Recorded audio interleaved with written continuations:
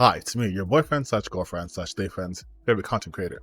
And I want to real quickly talk about difficulty and from Soulsware games, Soulsborne's game, because a new game coming out that you guys may or may not be paying attention to called Phantom Blade Zero has an article with PC games, and they talk about how they want to differentiate themselves from the Soulsborne stuff. Because yes, on first glance, it does look very Souls-like because of the somewhat more muted color scheme. Things look a little more drab and like depressing and like creepy monsters and what have you and stuff. But the combat's not like that. And they had an interview, like I said before, and they're talking about how they didn't want to take the most frustrating parts and they wanted a game that's a lot more accessible. And now, if you heard the word accessible and frustrating, and FromSoft, you probably activated your defenses, and I want you guys to lower those defenses. Okay, there's a tweet going out right now that kind of makes it look like they're taking a shot at FromSoft, but I actually read the article. They're not doing that. What they are saying is that they're a small studio and they don't have the privilege, they don't have the luxury to be that frustrating. And I know some people are going to say, well, FromSoft was a small studio and they were, adversive or whatever. And I get that. But I think it's safe to say that not every game that comes out needs to be a Soulsborne type game, right? Like we can have different kinds of games.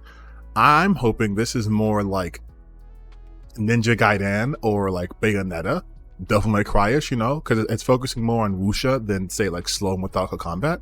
So I think that would be a much better change of pace than another Souls game.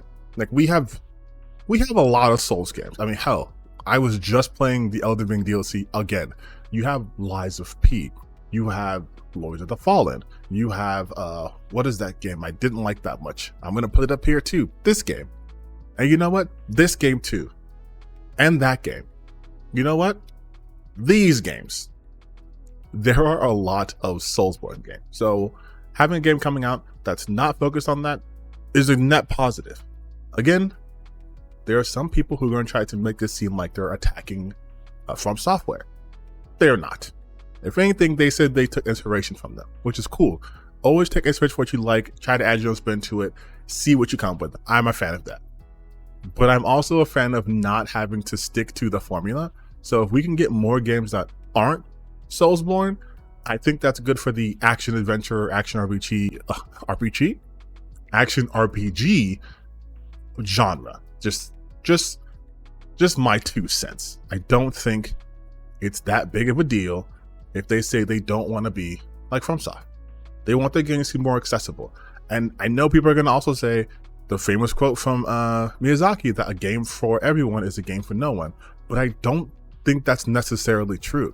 This game still is going to have to require you guys to, like action games, have good reflexes, be like, like into that kind of stuff. So it's not going to be for everyone unless they're going to have like a first person shooter mode and MMA mode or MMO mode. But yeah, having a game that has more accessibility in the long run, don't think it's a bad thing. I'm sure we'll get more details of this game and there'll be more things like its difficulty levels and, replay value, yada, yada, yada, yada, yada. But having a highly accessible game isn't bad.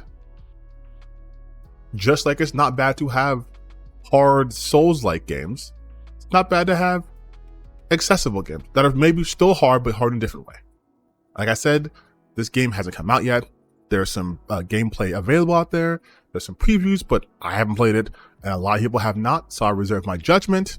But I just want to say, I think it's cool that we're going to have different types of games, and we're gonna have more people from different parts of the world, from from China and Japan and all other places who are putting still their own spin on things. Korea too, with Stellar Blade, like getting your own spin on things.